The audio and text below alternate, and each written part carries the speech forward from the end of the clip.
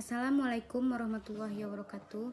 Perkenalkan, nama saya Nikita Sriwindi, NIM 19042022. Saya berasal dari jurusan Ilmu Administrasi Negara. Baiklah, di sini saya akan menjelaskan tentang pengembangan sumber daya manusia di sektor publik. Menurut Hadi dan Purnama pada tahun 1996,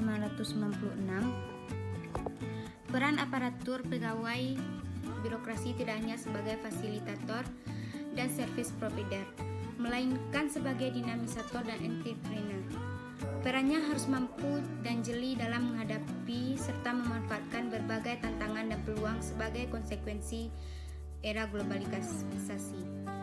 Dalam menghadapi kondisi yang demikian, profesionalisme sumber daya manusia aparatur pemerintah merupakan suatu keharusan yang tidak dapat ditawar-tawar lagi. Untuk menciptakan iklim organisasi birokrasi publik yang sehat dan profesional, maka harus didukung oleh pengembangan sumber daya manusia aparat yang baik. Khususnya fungsi pengembangan SDM, hendaknya dirancang dengan memperhatikan kebutuhan-kebutuhan real organisasi tersebut.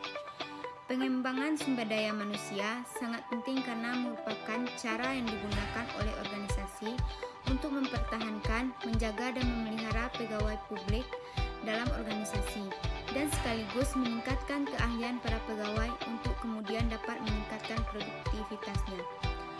Pengembangan sumber daya manusia berbeda dengan pelatihan.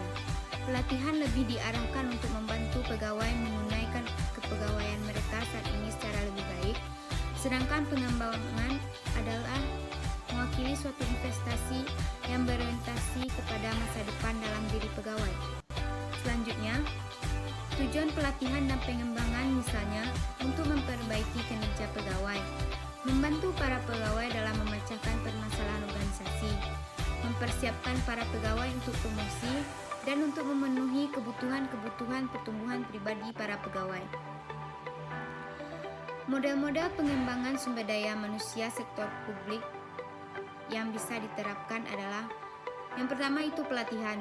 Bentuk-bentuk pelatihan pegawai tentunya sangat banyak, namun penulis lebih memilih dalam hal ini membahas tentang bentuk pelatihan yang dapat diterapkan untuk pegawai organisasi publik, yaitu on-the-job training, sistem magang, festival training, learner training, retraining upgrading, dan off-the-job training. Yang pertama adalah on-the-job training. Metode ini menyarankan perlunya latihan pada pegawai baru. Latihan ini dilakukan di tempat kerja, sedangkan pelatihan tersebut terselenggara melekat dengan pekerjaan yang menjadi tugasnya. Latihan tidak diselenggarakan secara khusus dan terpisah dari proses bekerja. 2. Sistem magang. Sistem magang juga disebut rasional untuk diterapkan dalam organisasi birokrasi publik. Metode ini dapat digunakan khususnya untuk bidang-bidang pekerjaan yang memerlukan keahlian dan keterampilan yang tinggi. Cara ini lebih efektif dan efisien karena pegawai baru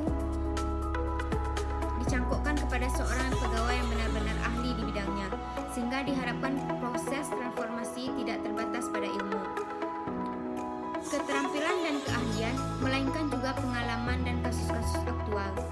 Manfaat berikutnya adalah bahwa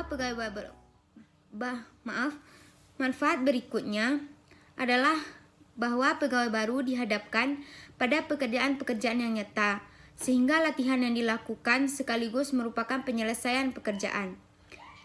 Yang ketiga yaitu festival training.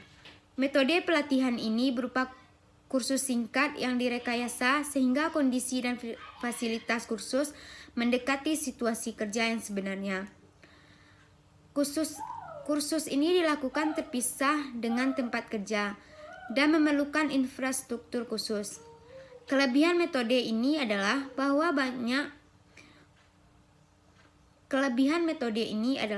kursus dapat diikuti oleh peserta yang berjumlah relatif banyak. Yang keempat adalah linear training. Program ini adalah program pelatihan yang dilakukan oleh sebuah lembaga pendidikan dengan instansi lainnya seperti perusahaan, instansi pemerintah untuk memberikan latihan kepada para siswa. Peserta latihan yang lulus dengan predikat baik dapat memperoleh kesempatan bekerja pada instansi atau perusahaan tersebut. Yang kelima adalah retraining upgrading.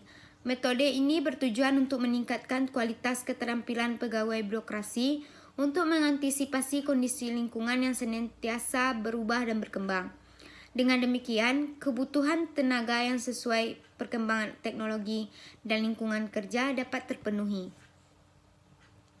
Yang keenam yaitu off-the-job training. Metode ini ditujukan bagi peningkatan kemampuan dan keahlian yang tidak terkait dengan job secara langsung, tetapi sangat mempengaruhi keberhasilan dalam menjalankan tugas. Misalnya, kemampuan mengambil keputusan. Kemampuan ini harus dimiliki oleh setiap pimpinan bagian di dalam organisasi birokrasi publik. Baiklah, hanya itu yang dapat saya sampaikan. Atas segala kesalahan saya memohon maaf.